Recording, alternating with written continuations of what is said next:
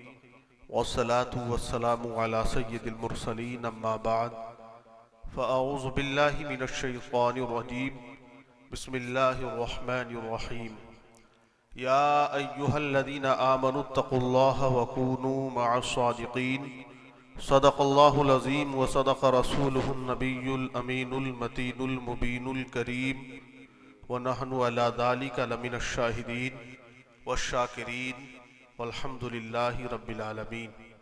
मोहब्बत के साथ नबी और आले नबी की बारगाह में दुरूद पाक का नजराना पेश करें। पढ़िए बुलंद आवाज़ से अल्लाहुम्मा सल्ली अला सय्यिदिना व मौलाना मुहम्मदिन व बारिक वसल्लिम अलैहि सलातु व सलामन अलैका या रसूल अल्लाह या हबीब अल्लाह सल्लल्लाहु तआला अलैहि वसल्लम। इशा से लेके अब तक आपने बड़ी अच्छी अच्छी नातें, बहुत अच्छी अच्छी बातें समात की हैं।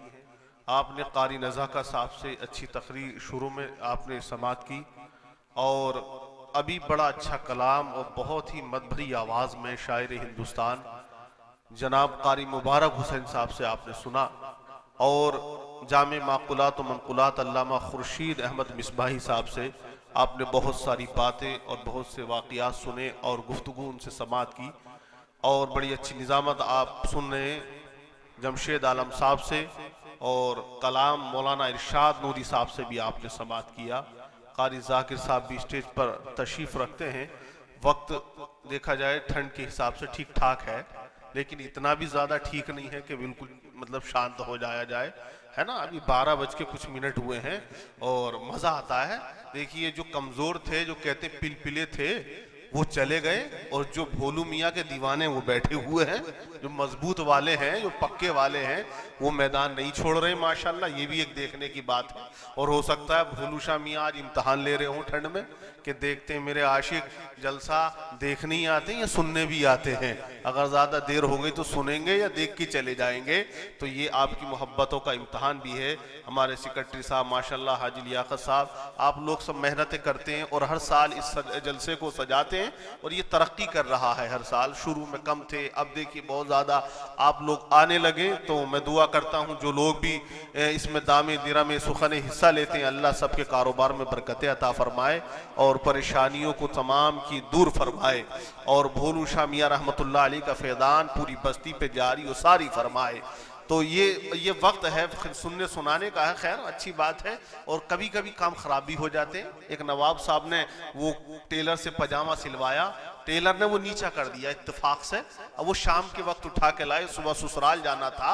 अब जब आ गया पजामा, टेलर की दुकान बंद, तो वो अपनी बीवी से बोले कि सुबह ससुराल शरीफ जाऊंगा, इससे थोड़ा सा काट के नीचे से और इसे जरा ऊंचा कर दो, बस दो उंगली काटनी है, बस आपको ज्यादा काटना भी नहीं है, 2 अंगल काट दो। तो बीवी ने कहा अभी तो खाना बनाया है ढेर सारा और मैं तुम्हारा काम करूं। टाल दिया बीवी ने। उन्होंने अपनी बहन से कहा, बहन ने भी मना कर दिया, बेटी ने भी नाफरमानी दिखा दी, बूढ़ी माँ ने भी कहा बेटा मेरी आंखें कमजोर हैं, मैं कैसे इसको काट सकती हूँ, अब मुझे अंधेरे में दिखाई भी नहीं देगा। नवाब जी ने गुस्से में वो पजामा खूंटी पे टांग दिया और सो गए।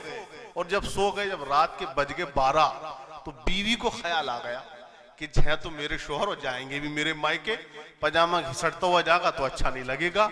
उठी बीवी और पजामा उतारा और उतार के उसने 2 अंगल काट के और सी के टांग दिया।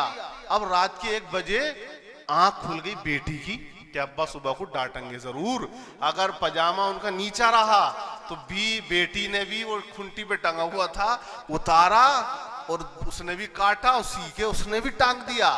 अब 2 बजे के बाद बहन भी उठ गई कि भैया का भी गुस्सा करे सुबह को। वो पजामा बहन ने भी काटा, सिया उसने भी टांग दिया। फजर के वक्त अम्मा भी उठी, थोड़ा उजाला फैला। अम्मा बोली है तो मेरा लाडला ही उम्र में कितना ही हो गया हो, चाहे उसको जवानी से बूढ़े की तरफ जा रहा हो बुढ़ापे की, अम्मा ने भी वो काट के सी के टांग दिया।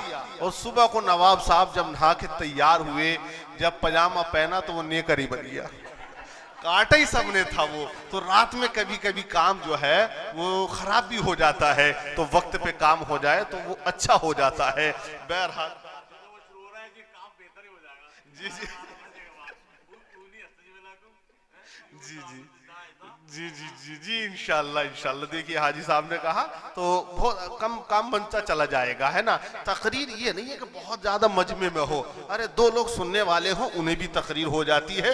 आप मक्के की हिस्ट्री उठा के देखें, नबी पाक ने इब्तदा इस्लाम में जब नबी पाक तकरीर करते थे तो आप देखें, आप मक्के की तारीख पढ़ें, इब्तदा इस्लाम को देखें कि मक्के के काफिर आपको गाली दिया करते थे। माज़अल्लाह आप जब तकरीर करते थे तो मक्के के नौजवान तालियां बजाया करते थे। आप जब बाजारों में निकला करते थे तो मक्के के काफिरों ने ग्रुप बना दिया कि मोहम्मद अरबी किसी से बात करें तो शोर मचाओ ताकि इनकी बात कोई सुन ना पाए, जब ये कुरान पढ़े तो कोई सुन ना पाए, ऐसा शोर मचाओ। लेकिन नबी पाक फिर भी तकरीर करते रहे। लोग शोर मचाते थे, आका तकरीर करते थे।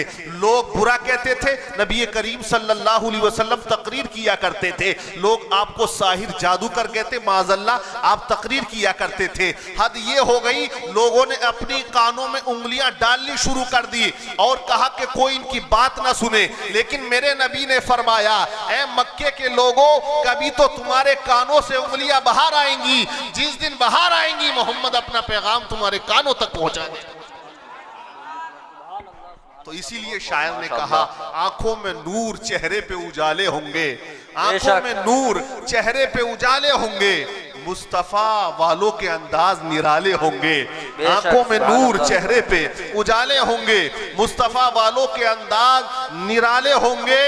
और महशर में भीड़ होगी बहुत लोगों की, महशर में भीड़ होगी दीवानों की, सब मेरे सरकार के चाहने वाले होंगे।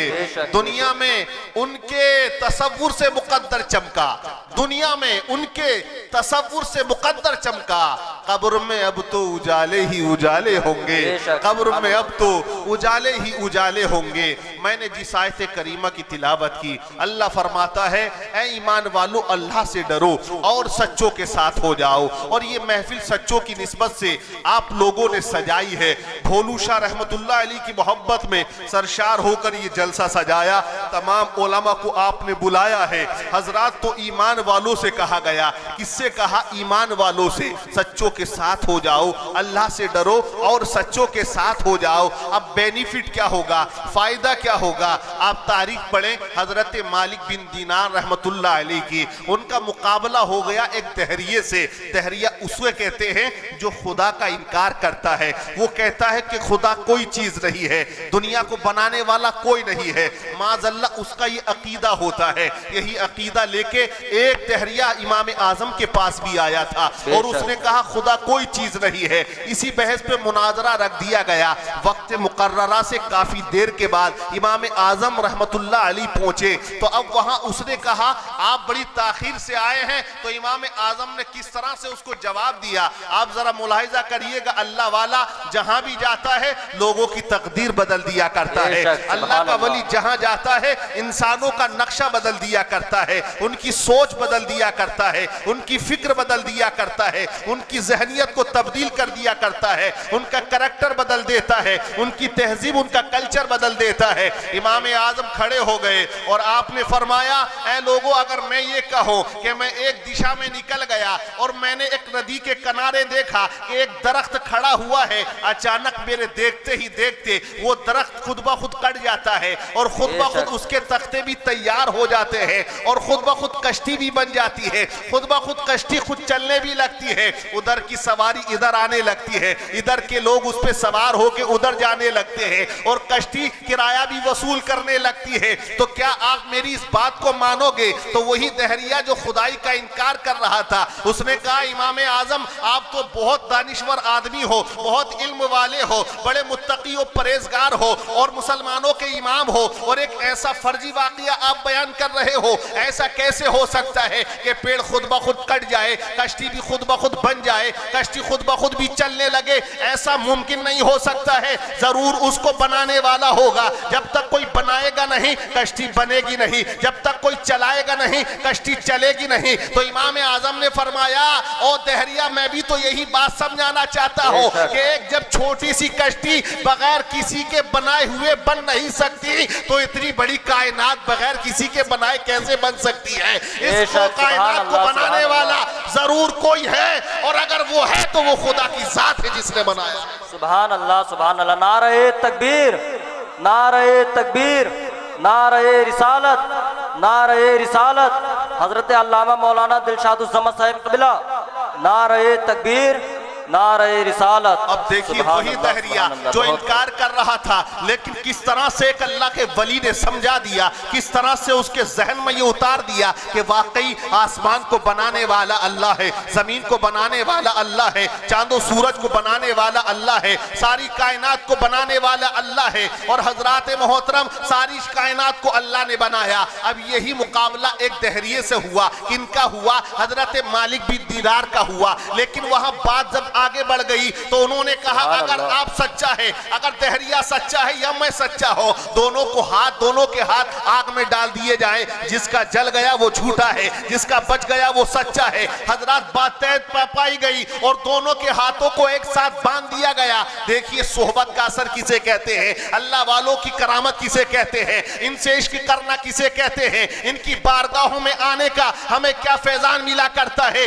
इमाम मालिक बिन दीनार का हाथ भी उस दहरिये के हाथ से बांध दिया जाता है। अब दोनों के हाथ को आग में डाला गया, वही आग जो जल रही थी, दोनों का हाथ पहुंचा तो आग ठंडी हो जाती है, आग सर्द हो जाती है। ये देखकर मालिक बिन दीनार हैरान हो गए और सजदा रेज हो गए और रब की बारगाह में अर्ज किया, मेरे मौला ये आग का बुझना मेरी समझ में नहीं आया है, इसका सर्द होना मेरी समझ में नहीं आया है, आखिर मामला क्या है? तो आवाज आई, ए मालिक बिन दीनार, तुम्हारा हाथ उस दहरिये के हाथ से लगा हुआ था और हमारी रहमत को यह गवारा ना हुआ कि मेरे नेक बंदे से जिसका हाथ टच हो और उसके हाथ को हम जला दे, अलग अलग करके देख लो। फिर इमाम मालिक बिन दीनार ने फरमाया, ए लोगों, हाथों को अलग अलग डाला जाए। जब हाथ अलग अलग डाले जाते हैं तो दहरिये का जल गया, मालिक बिन दीनार का बच जाता है। सुभान अल्लाह, सुभान अल्लाह, बहुत खूब, माशाअल्लाह। पता ये चला कि एक दहरिये का हाथ अल्लाह के वली के साथ मुत्तसिल हो गया, हाथ से हाथ लग गया, तो अल्लाह की रहमत को यह गवारा ना हुआ कि उस दहरिये के हाथ को जलाया जाए। मैं यही तो कहता हूं, और जिनके दिलों में अल्लाह वालों की मोहब्बत होगी, रसूल का वफादार होगा, तो इंशाअल्लाह उसे जहन्नम भी नहीं जलाएगा। बेशक बेशक, सुभान अल्लाह।